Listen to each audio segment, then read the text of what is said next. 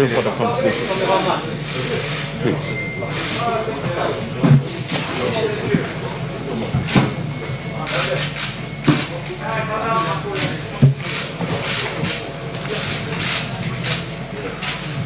Excuse me, video please behind.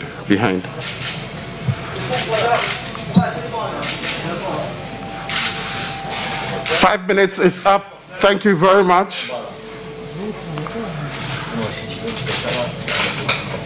5 minutes. Photographers, please go back. It's 5 minutes, it's over. Photographers, you can go out of the building now. Thank you very much. Good morning and welcome to the press conference of the Algerian national team, the proud defending champions of the African Cup of Nations. With us this morning is Captain Riyad Mahrez and Coach Jamal Belmadi. First of all, we take the comments from Coach Jamal Belmadi as the defending champion of this tournament about his overall view of their participation in this year's competition.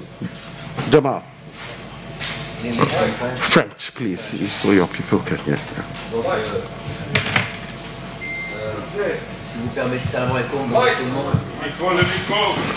Yes, please. Yeah, press on the knob in the middle. You see red. Yes.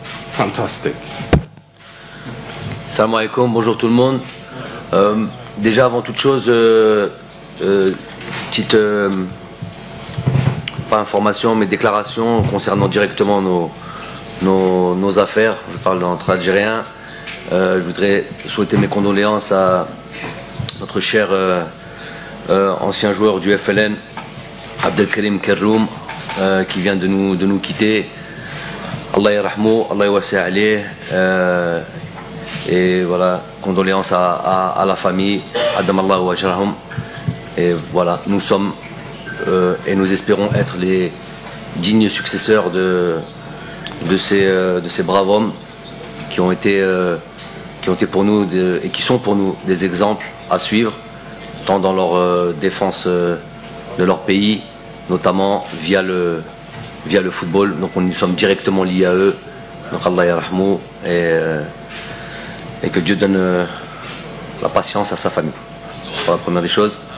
La deuxième des choses, donc par rapport à cette compétition, évidemment nous arrivons avec en tant que détenteur de ce titre-là dans une compétition majeure comme la Coupe d'Afrique des Nations, avec un niveau de compétitivité extrêmement fort, avec des équipes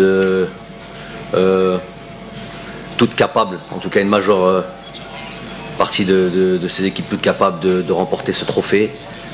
Nous allons rentrer dans cette bataille dès demain avec beaucoup d'ambition et avec l'ambition ultime et logique d'essayer de conserver notre titre. On sait tous que ce ne sera pas évident, on sait tous que ce ne sera pas chose aisée, mais en tout cas voilà ce que sera notre objectif et on mettra tout en œuvre pour y arriver.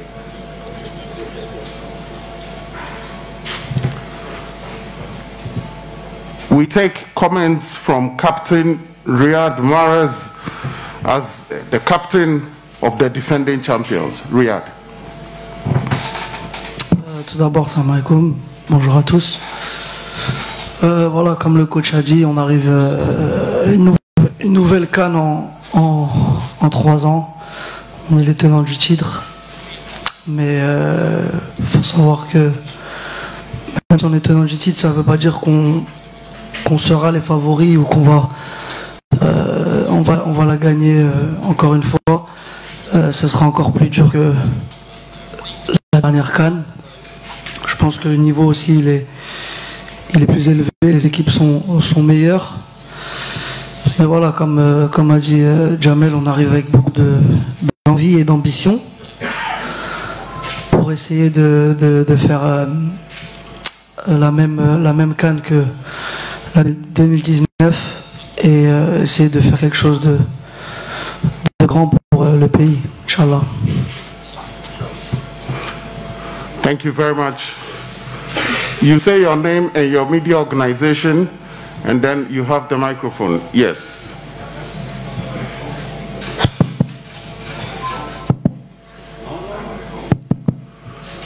Can we have another microphone, please? السلام عليكم. كوتش عندي سؤال.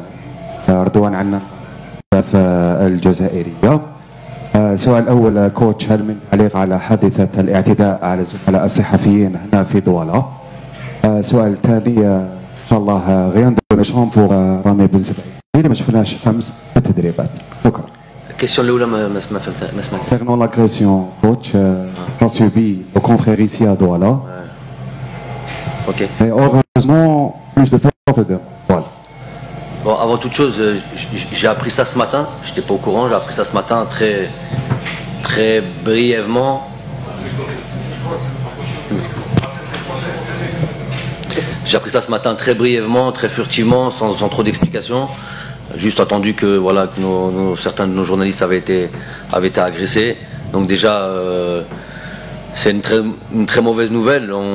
Je sais que le Cameroun est un pays d'accueil, un pays avec un pays pacifique.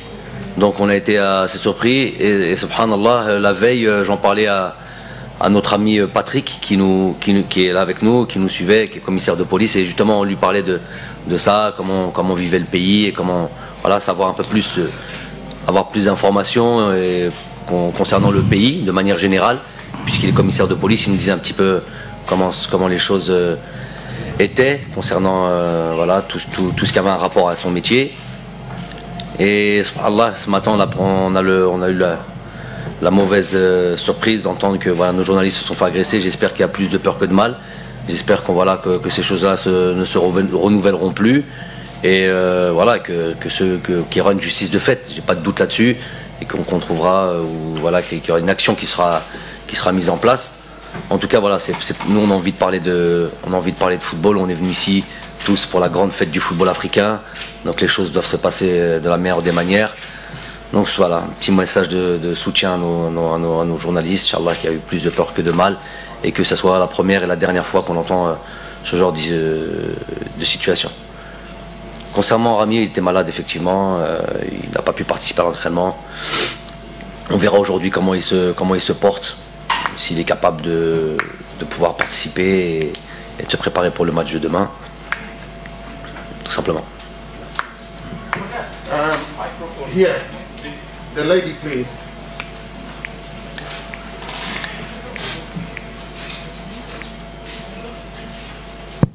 Victoire Ayoum de BBC.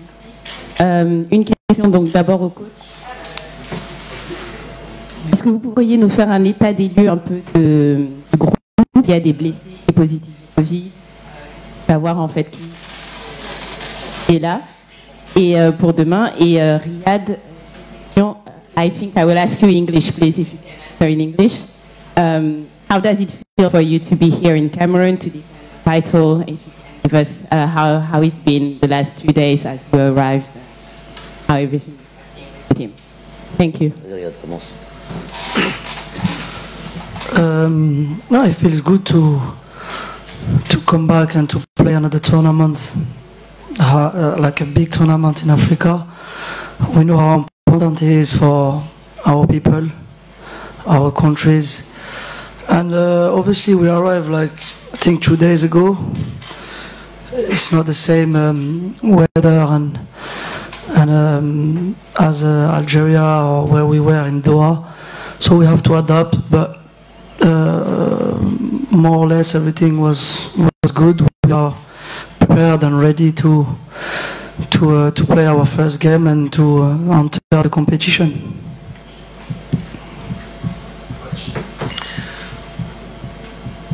La question c'était les Covidés, les blessés, tout ça. Je sais pas. Secret médical. Donc non, nous avons effectivement déjà, je parlais de Rami Ben Sebaini, qui est déjà malade, rien à voir avec les symptômes du Covid. Il a été testé, retesté, rien à voir avec ça. Alhamdoulilah, déjà c'est une bonne chose. Mais voilà, il se sentait pas très bien. Il allait mieux hier soir. Donc il y aura une séance aujourd'hui, on verra comment il va se réveiller.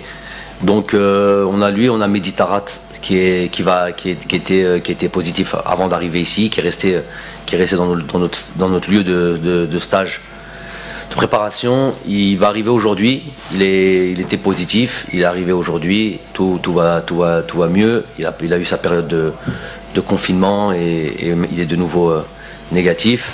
Donc il va se joindre normalement à l'entraînement il arrive ce matin, donc il va sûrement être capable de s'entraîner. On fera l'état des lieux avec lui ce soir. Ensuite, on a eu un ou deux autres malades. Et on verra aujourd'hui s'ils sont capables de rejoindre le groupe. Voilà, plus ou moins la situation du groupe. Yes, gentleman in black. Gentleman in black.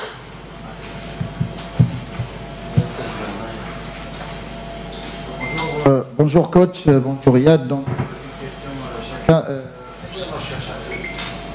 Jamel, donc depuis 48 heures, parlez-nous déjà un petit peu des conditions d'hébergement. Est-ce que vous êtes satisfait des conditions d'hébergement ici à Douala, des entraînements aussi que vous êtes entraînés hier, est-ce que vous êtes satisfait un petit peu vous avez vu pour l'instant? Et un mot sur le match justement de demain face à cette équipe. Parlez-nous un petit peu de cette équipe. Qu'est-ce que vous en pensez, sachant que le match va se dérouler à 14 h, ce ne sera pas les conditions peut-être plus souhaitées, notamment en termes de chaleur et d'humidité. Riyad, question un petit peu, vous avez raté le stage de préparation avec l'équipe nationale à Doha. Peut-on savoir les raisons de cette absence et est-ce que vous êtes prêt physiquement justement à tenir votre place lors de cette CAN? Je pense que les questions sont pour le coach. Donc les conditions de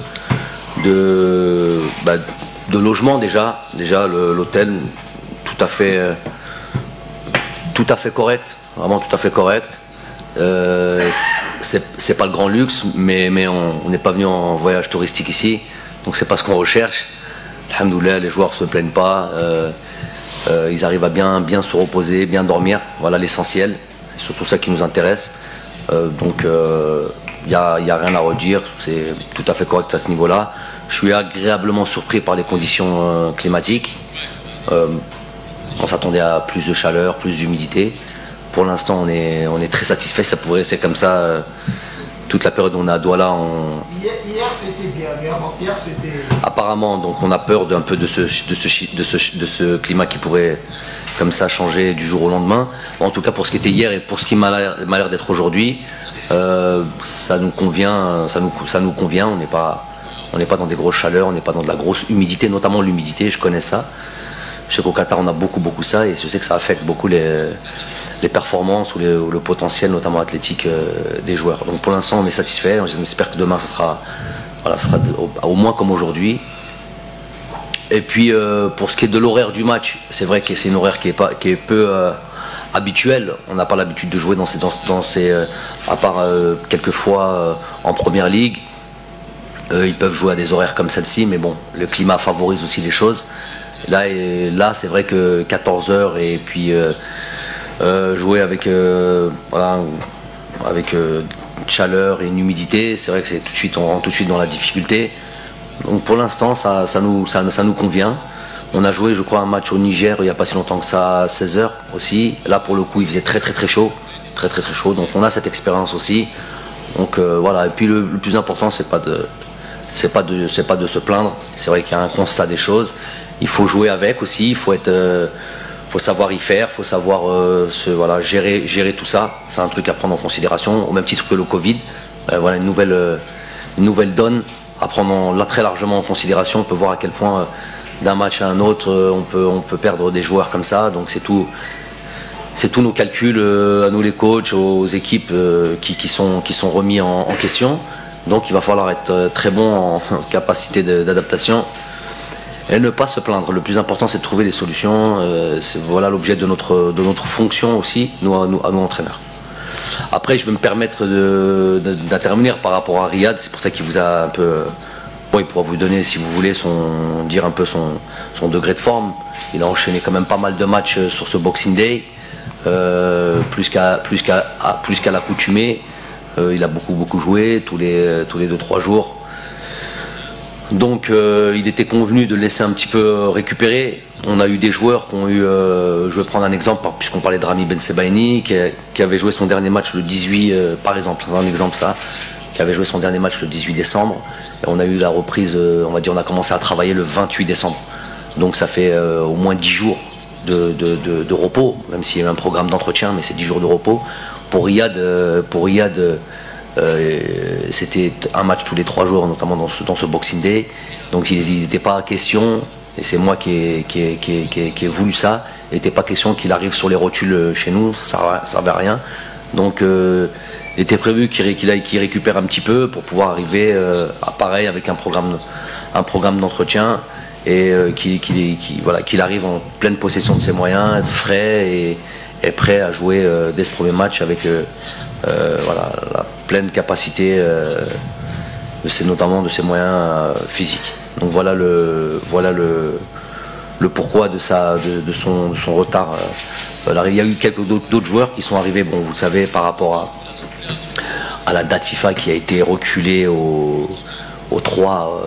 jusqu'au 3 janvier. Donc on a eu des joueurs qui nous ont rejoints à ce moment-là. Il y a eu des joueurs qui sont venus en stage avec nous et qu'on a dû, bon, ça je parle surtout pour nos amis, pour nos compatriotes algériens qui ne comprennent pas un petit peu le règlement. Quand on dit que le 3 janvier, les joueurs sont mis à disposition, les clubs ont le droit et nous avons le devoir de leur mettre les joueurs à disposition. Donc il n'y a même pas lieu de dire pourquoi les joueurs viennent et repartent. S'ils arrivent déjà à venir, c'est déjà une très bonne chose et c'est une faveur que les clubs nous donnent. Que ce soit au Qatar ou que ce soit partout ailleurs, c'est la faveur que les clubs nous donnent. Le droit est en faveur des clubs jusqu'au 3 janvier. Donc voilà pourquoi il y a eu l'arrivée des Bardad ou Jamel qui sont venus nous rejoindre et puis repartis dans leur club. C'était un deal qu'on avait avec les clubs. Les clubs pouvaient tout à fait naturellement, même pas nous répondre et ne pas laisser les joueurs à disposition avant le 3 et je veux dire que le 3 inclus, puisqu'ils ont eu des matchs le 3. Donc en gros, ça a été les journées de championnat étaient prévues jusqu'à cette période-là. Et jusqu'à cette période-là, ils étaient en droit de rester en club. Donc ils ne pouvaient nous rejoindre que le 4. Donc nous, on a eu la faveur de ces clubs-là qui nous ont laissé à disposition ces joueurs entre les stages, qu'on peut venir avant, qu'on a pu disposer. Normalement, si on jouait contre la Gambie, qui était prévu le premier, on aurait pu disposer de Jamel, on aurait pu disposer de Bardad. Les clubs ont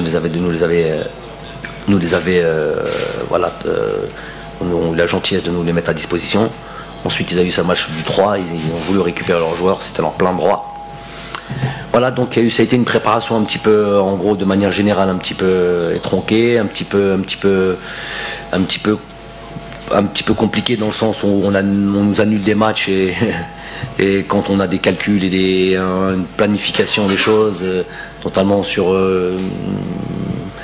donner la possibilité, faire un petit peu du turnover, donner la possibilité à certains joueurs de jouer, puis de les mettre directement dans le contexte équipe nationale avec toutes les demandes que nous, staff technique, on peut avoir, et qu'on nous annule notre match. C'est vrai que ça pose un petit peu un souci, surtout quand on aime que les choses se passent de manière carrée.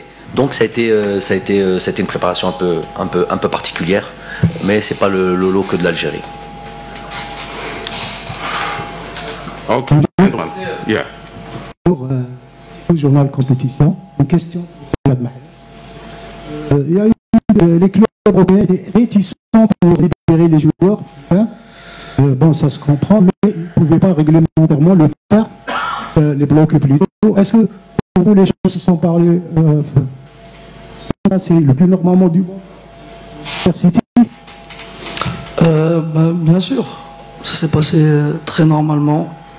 Ils n'avaient pas leur mot à dire parce que voilà, on va jouer pour notre pays et c'est un grand tournoi. C'est comme l'Euro ou la Copa América, donc je vois pas pourquoi ils s'y opposeraient. Donc ça s'est passé normalement. Ouais. Yes. كوتش كريم بالعربي قناة الجزائر الدولية. كوتش، دخول المنتخب الجزائري في ثوب المرشح في هذه الدورة راح يكون في صالح المنتخب الجزائري أم العكس؟ وفي 2019 المنتخب الجزائري لم يكن مرشح للتتويج بالكان لكن في الأخير توج. سؤال آخر يتعلق بمهاجم بغداد بونجاح اللي شفنا أنه تعرض لانتقادات الجزائريين خاصة في المباريات الأخيرة والمباراة الأخيرة أمام غانا. هل هذا الشيء راح يأثر على بغداد بونجاح في هذه الدورة؟ On répond en français ou en arabe? Coach, please answer. In French or not? Coach, please answer in French. Please, this press conference is in English and French, please. Ok. Donc je réponds en français. La pression, on vit avec. La pression, footballeur de haut niveau, entraîneur, on vit avec. Donc effectivement, il y a une différence entre notre arrivée en 2019 et la position dans laquelle on était à ce moment-là et aujourd'hui, arriver avec ce titre sur les épaules. Mais vous savez bien qu'en 2019, on a annoncé avant d'aller dans ce qu'on avait annoncé. Donc la pression, on se l'est mise tout de suite. À la limite, c'est moi qui me l'ai mise sur les épaules et on l'a assumé. Il n'y a pas de problème. Donc cette pression, pour moi, c'est de la pression positive. Derrière ça, il ne peut rien se passer de mal. Ou bien au contraire, c'est de l'ambition, aller en tant que conquérant. Et nous l'acceptons complètement. Et nous ferons le maximum, nous donnerons le maximum pour arriver à nos objectifs. Ensuite, pour ce qui est de Bagdad, voilà, la pression va avec. La critique fait partie du métier aussi. Et c'est tout à fait légitime. Sinon, on ne fait pas ce métier-là. On est soumis à la critique, que ce soit les joueurs, que ce soit l'entraîneur, et on doit l'accepter. Le plus important, c'est de gérer ça émotionnellement, d'un point de vue psychologique, savoir prendre tout en considération et ne pas se laisser submerger par les différentes critiques, notamment quand elles sont négatives. Et voilà un petit peu la communication qu'on peut avoir avec nos joueurs et leur dire que le plus important, c'est d'avoir la confiance de ses partenaires, la confiance de son entraîneur et de rester focus et de rester focalisé là-dessus et d'être pleinement concentré sur les matchs. Et les choses, c'est comme ça qu'on change un petit peu la donne et c'est comme ça qu'on peut se mettre à son avantage. Vous avez parlé de Bagdad, ça peut être d'autres joueurs aussi. Tout le monde doit venir se remettre en question et tout le monde doit faire toujours plus. Et ceux qui sont dans une situation un petit peu critique, c'est à eux, ça fait partie de leur métier d'interchanger la situation et de passer sur un match, sur deux matchs. On peut tout de suite se mettre en situation de joueurs performants. Et voilà tout l'objet de leur mission aussi à ces joueurs-là. Et ça fait partie de leur métier. We take the last two questions. Gentlemen here, you have the microphone. Go ahead now. Bonjour coach, Walid Hamdadou des Z-News. Coach, ma première question, on a exclu la VAR qui vient d'être appliquée durant cette compétition. La vidéo, on utilise les arbitres. Vous avez vu l'ouverture hier peut-être. Elle a été quoi? Elle va être appliquée, la VAR pour la première fois, contrairement à l'édition de l'Égypte. Donc cela vous apaise un tout petit peu, surtout que la VAR ne rate rien. On a vu hier lors du match Cameroun face au Burkina. Donc cela élimine les soucis par rapport à l'arbitrage, surtout l'Algérie a été toujours lésée par les arbitres, que ce soit durant ces tournois ou bien les autres matchs. Ma deuxième question, on a exclu Salion. Donc pouvez-vous nous dire c'est-à-dire les enseignements tirés sur cet adversaire qu'on va affronter demain et que la majorité des gens l'estiment. Donc, puisqu'il est arrivé là, c'est pas par un simple hasard. Ma question pour Riyad Mahrez, c'est concernant les nouveaux joueurs qui viennent de découvrir l'Afrique. On a vu lors de l'arrivée, ils étaient surpris par le climat et tout. Donc, en tant que capitaine, quel est le rôle que vous avez joué pour mettre vos équipiers qui n'ont pas encore découvert l'Afrique dans le bain de ce continent? Voilà. Non, on essaie de les mettre dans les meilleures conditions voilà, à eux de s'adapter. C'est des joueurs professionnels, c'est des joueurs internationaux. Nous, notre rôle, parce que voilà, on a un petit peu d'expérience, on a un petit peu d'expérience, donc on peut peut-être un peu les guider sur certaines choses, mais sinon, ils font partie d'un groupe de 23 internationaux. Et je pense que s'ils sont là, c'est qu'ils méritent d'être là, donc ils s'adapteront au climat et à tout ce qui va avec. Effectivement, la VAR, pas seulement pour l'Algérie, mais pour toutes les sélections, je pense, et pour les arbitres notamment, va permettre justement d'avoir des matchs avec le moins d'incidents possible, de décisions entre guillemets injustes ou de mauvaises décisions. Ça va aider tout le monde, ça va mettre tout le monde, ça va faciliter, même si ça va pas être parfait, parce qu'il reste quand même sur un certain moment, c'est quand même, il y a quand même après une décision à prendre, il peut y avoir une interprétation qui peut être différente de l'arbitre ou ceux qui analysent les actions sur la VAR, et donc, mais ça limite très largement les erreurs et les oublis ou les non-vus, voilà, donc de certaines situations. Donc c'est une très bonne chose, on en est tous très contents, pas que nous, la sélection algérienne. On a eu l'occasion hier d'en parler lors de la réunion technique avec un instructeur arbitre qui est venu nous expliquer. On lui a dit un petit peu notre ressenti et qu'on était voilà, très très content de pouvoir bénéficier de ça. Voilà, j'espère à notre avantage, Inch'Allah, on va prendre ça en considération, vraiment très très très très important de prendre ça en considération. Ensuite, pour ce qui est du Sierra Leone, effectivement, si elle se retrouve aujourd'hui dans cette phase finale, même si c'est 24 équipes et que voilà, ça permet à d'autres équipes, des équipes d'un niveau peut-être moindre, de participer au CAN, mais le fait d'y être, ça veut dire qu'il y a quand même certains résultats. Ils étaient dans le groupe du Nigeria et du Bénin et je crois du Lesotho. Donc pour cette qualification de Coupe d'Afrique, a priori, il était convenu, entre guillemets, que ce soit le Nigeria et le Bénin qui puissent passer. Donc ils ont réussi à passer devant le Bénin. Ils ont notamment un match référence au Nigeria où ils ont fait 4-4. Un match à domicile où ils ont fait 0-0. Donc ça laisse quand même, ça montre très largement que c'est une équipe voilà, sur laquelle il faut faire très attention. De toute manière, je l'ai dit, on le répète maintes fois, il n'y a plus de petites équipes en Afrique.